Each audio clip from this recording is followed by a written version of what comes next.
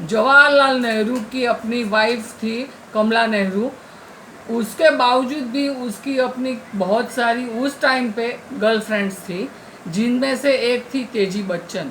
तेजी बच्चन इतनी तेज थी अपने नाम की तरह, वो इतनी इतनी तेज थी कि जवाहरलाल नेहरू उससे बच नहीं पाए और उससे फ्रेंडशिप कर दी।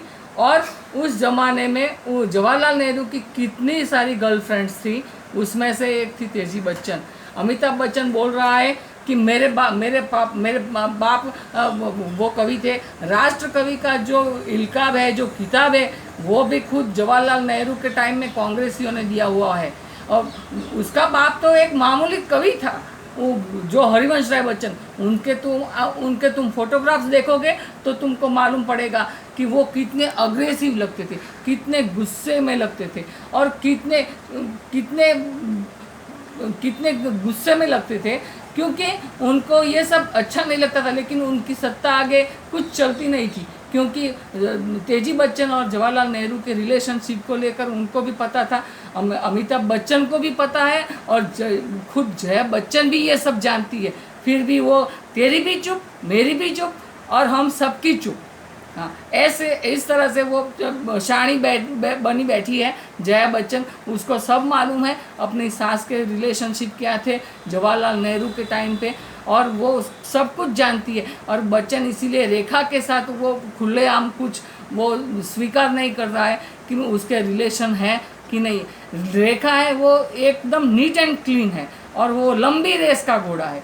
वो जो कंपटीशन में अमिताभ बच्चन को मात दे रही है और उसको हरा रही है, वो जया बच्चन जानती है खुद।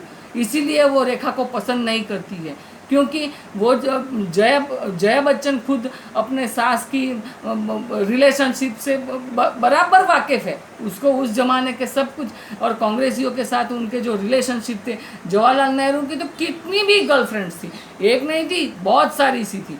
उनकी पत्नी जब मर गई थी तो उनको अग्नि संस्कार भी नहीं किए थे, वो सुभाष चंद्र बोस ने आकर अग्नि संस्कार किए थे।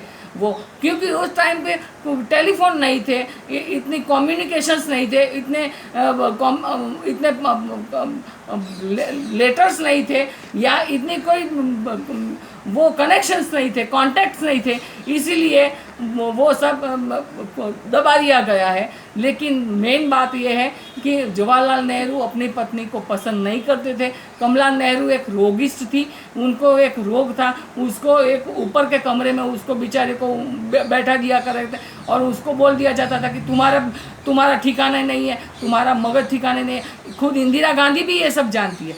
उसके बाद इंदिरा गांधी आई, राजीव गांधी आए, लेकिन सोनिया गांधी के आने के बाद बच्चन के साथ रिलेशनशिप नहीं रहे, अच्छे से नहीं रहे उनके सलूकात उसके, इसीलिए उन्होंने ये सब कट ऑफ कर दिया।